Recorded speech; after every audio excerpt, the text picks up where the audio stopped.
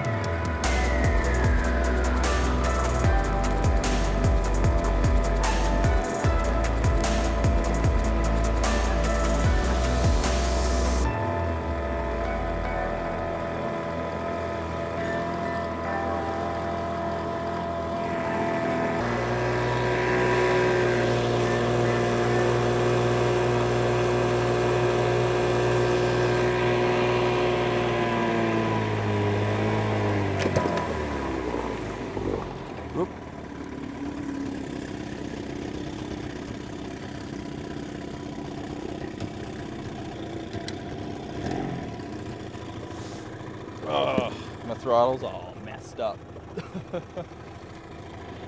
I broke the arm on this earlier yesterday. So my throttle's all messed up. I broke it. I broke the handle that comes off this. So I've just been, I just used a pair of locking pliers here, and vice grips. Doesn't really work all that well, but hey, it works, you know. That's all that matters, right?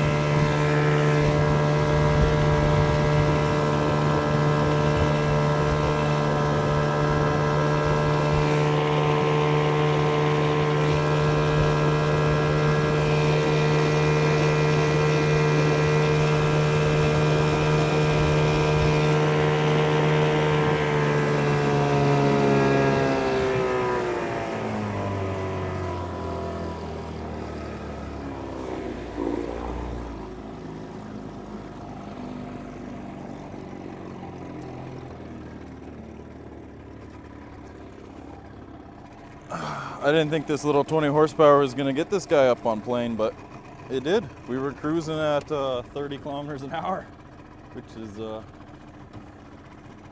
pretty fast for this guy, I would think. I mean, it's a very old 20 horsepower two-stroke outboard. I can't imagine it actually makes 20 horsepower now. I'd be surprised if I wouldn't be surprised if it was around like 10. So I bought this. Old Viking. I think it's a 74. I bought this from an elderly gentleman who's owned it since brand new. He bought it, and he's taken very, very good care of it. He used it tons, and he told me all these sorts of stories and all the places he's taken it throughout Canada and all the fish he's caught with it. And he swore that this is one of the best outboards he's ever used. And I told him I was going to take good care of it. Well, look at it now. Paint, chips. I broke the lever that comes out for the throttle and to turn it. So now I've got a set of vice grips on here just to be able to throttle, and then I've got another set of vice grips here just to be able to turn it. Yeah, and I messed up all this paint. But you know what? It runs really well. That was an accident. I was towing my boat home through the mountains. I was going to fish a mountain lake last summer, and the roads were just so bumpy when I had it on the back of the transom here. It was a different boat, but similar to this, a bit smaller. The transom would flex a bit. It wasn't quite rated for 20 horsepower. It was only rated up to I think a 9.9 or whatever. So this 20 was a bit too heavy for it, so the back of the transom flexed and whatever. So I decided I'd take it off because I didn't want the aluminum to work hard and rip the back of my boat, right? So I would take this guy off, and then I would lay it down, flat in the center, and I'd have a blanket there to cover it or whatever. But basically, I hit one big bump that I didn't see, and everything flew up in here and landed back down, including this big heavy outboard, and it landed right on this handle, and then it broke both those pieces off. And this is some like weird cast aluminum. I tried to JB weld it. That didn't work. I mean, it worked for when I installed it, but the moment I tried to turn the motor with it, it just broke right off again. So that was disappointing. Very disappointing. So, George, if you're watching this, I'm sorry that I didn't take very good care of your outboard like I promised you I would. Makes me feel bad because you were so happy to give it to a younger fellow who was going to use it. Yeah. Unfortunately, I lost a couple of the one main broken piece that really takes that takes most of the load, right? So I lost that piece, or else if I still had it, or if I do find it, I'll take it to a welding shop to get it fixed properly. I still have the handle, and I have one of the pieces, but I'm missing the chunk there. So yeah, that was unfortunate. Maybe they could weld in just a random piece, but it's broken in such a strange way, and in order for them to do that, I'd have to bring this whole unit there, and then they have to lift it around, and that's an expensive bill. Because now all of a sudden I'm I'm getting charged labor and all that. Versus if I just brought a little handle and said, hey, could you weld this up for me for like 20 bucks? You know, most places, at least where around I live, they do that. They do little things like that, and they don't charge you much. But yeah, bringing the whole outboard in and getting them to fabricate a new little square piece for that. Yeah, unfortunately, I think that's worth more than what this engine's worth. So I don't know what I'm gonna do. I'll have to come up with something. JB Weld wasn't good. Yeah, wasn't good enough.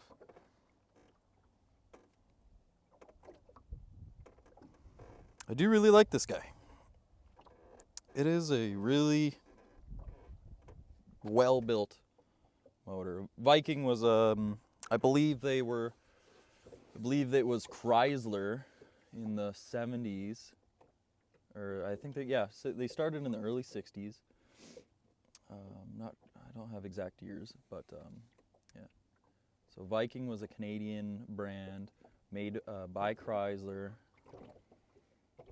I'm not sure if they were bought out at one point or what happened, but ultimately Viking lived a short life in the commercial world, making outboards, and they went under.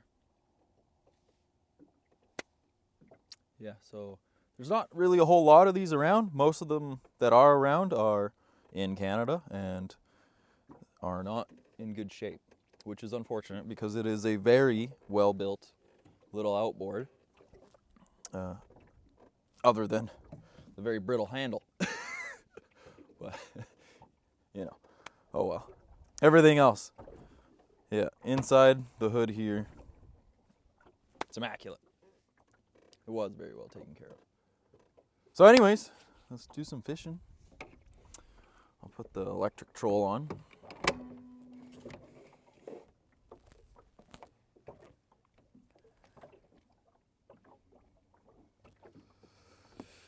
And we'll set up our reels. Okay. So, I just stabbed myself in the pinky with a hook, of course. All right, so this guy here, this is my favorite fishing rod. I've never had a rod that catches as many fish as this. Watch me eat my words and not catch a single fish today. Okay, we're gonna use this. I believe it's a Gibbs or an Apex, little with the little silver small squid hooks. For me, that's what seems to work best out here. Now, I've never used one of these before, but I was just interested to see how if they're really useful or not. I don't know.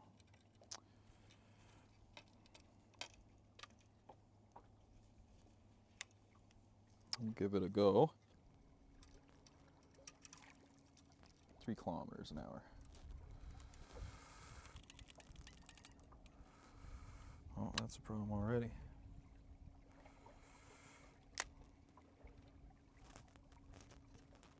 There we go. Oh, I've got it upside down. That would be a different problem. How do I use this? No, surely it doesn't do that.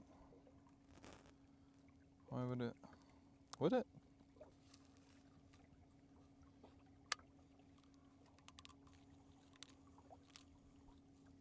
Alright, well, I don't know. I'll have to read the instructions on that guy. I'm not sure what's going on. Toss that aside. Boop. Okay. So we're turning a bit here, okay? Yeah.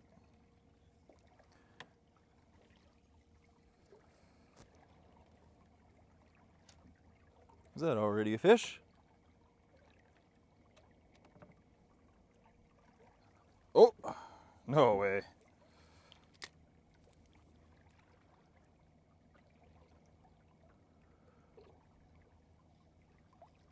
That That was something there. That was like 5 feet out of the boat, 10 feet back there. I feel like I just had a bite. Okay. This is my first time trolling all 2021. I haven't fished since last summer, or the end of summer there.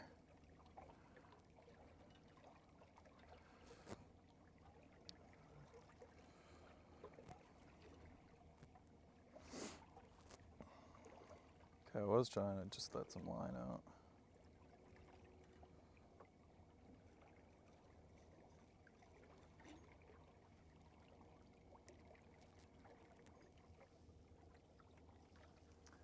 I don't believe it. It's a pretty nice day and nobody is here on the lake. It's just me. All by myself.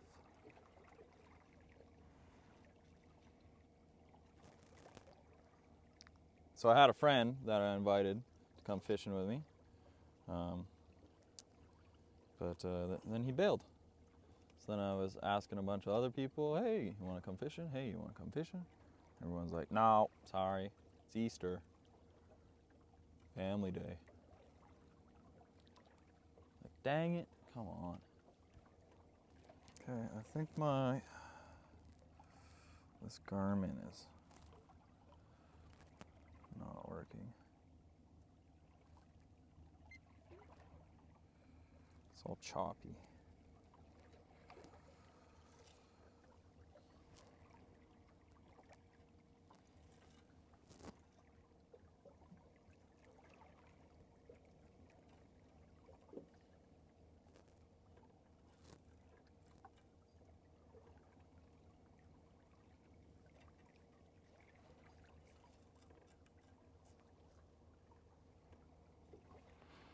Okay, that should probably be close to like 100 feet behind us now.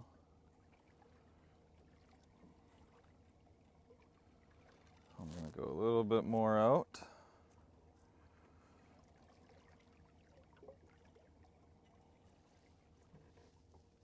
I like to troll really far away from the boat.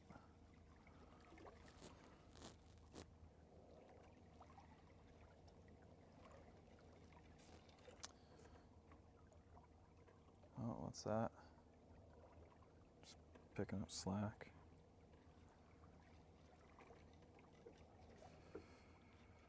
I like to troll really far away from the boat. Anywhere from like 100 to 200 feet behind me. I find the most success with.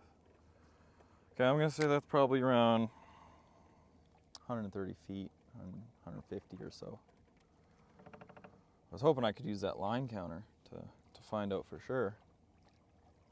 Because I don't remember how much line I put on here. It was so long ago.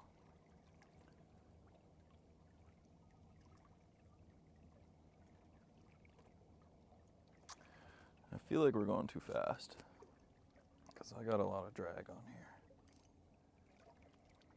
So I'm gonna put that up. Yeah, okay. Hopefully my rod doesn't fly out of there. I don't like that angle. Just going steady though. Okay. So, ooh.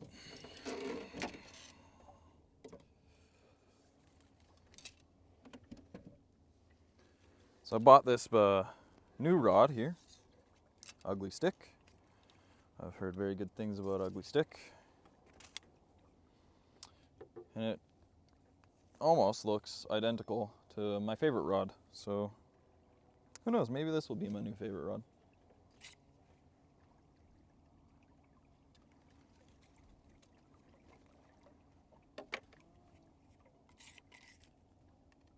Always cut away from yourself.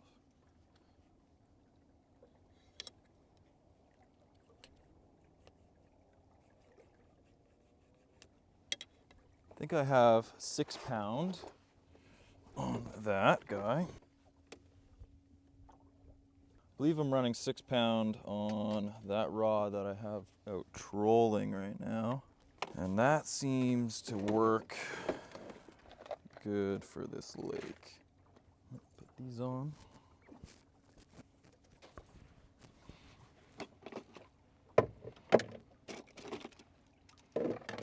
Let's see here. Okay, so I got some 12 pounds. Oh, and I got some 4 pound.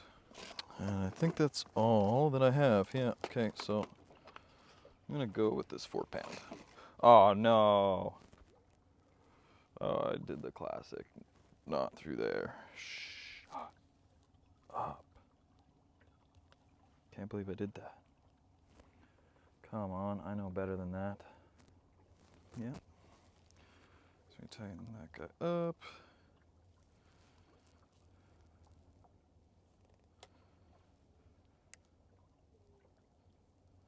Oh.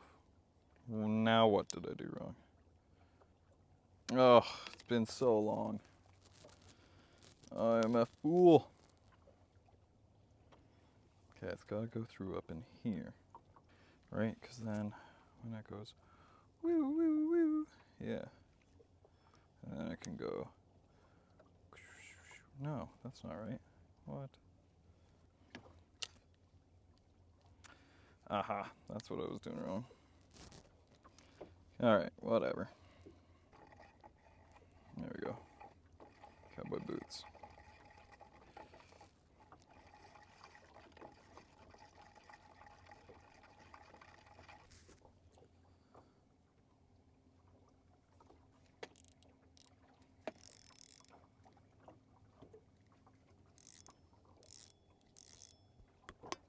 Okie dokie.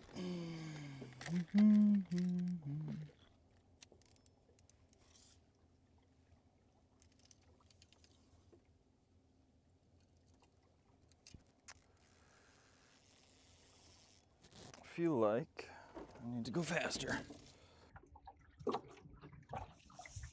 Okay, you won't believe it. I had the downrigger set up right here. I was just about to start filming it, and the downrigger, the ball, and the brand new rod that I just set up just got ripped right out and into the water.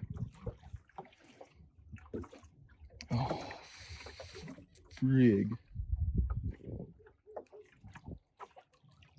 Still haven't caught any fish.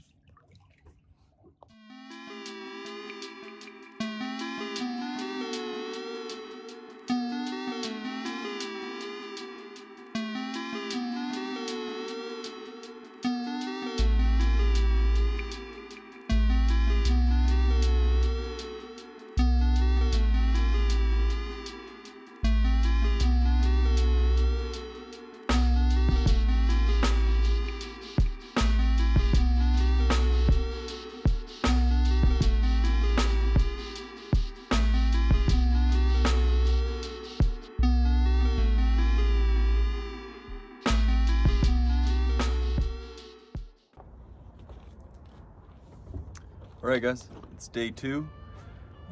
Yesterday I lost the downrigger. After that I was just a bit grumpy, so I didn't finish the rest of the video. So the boat isn't mine, it's borrowed, with borrowed equipment from a very nice older gentleman. You know, and I lost his downrigger and my brand new rod, of course, all with it. So yeah, that sucks. But you know what, I won't let it keep me down. I told him I'm gonna replace it for him. He was nice enough to let me use his fishing boat while my boat right here beside it isn't quite water ready. I was out yesterday. I set the downrigger down to 50 feet down. I was in, I think, 95 feet of water, but I was going out into this opening. This, I think it's called a shoal, where the water opens up. So it was getting deeper and deeper down. So I figured, oh yeah, 50 feet, you know, 95, yeah, right, 45 feet in between. That's more than enough. Well, I guess I was wrong, or I had a moment and read the footage wrong or something, because somehow shortly after setting that down, maybe just a minute or two after that, I was right about to pull out the camera and start filming, I heard a crack, and so I looked at it, and then whoosh, the whole thing. So it went and then right out into the water with my brand new rod on it. Yeah.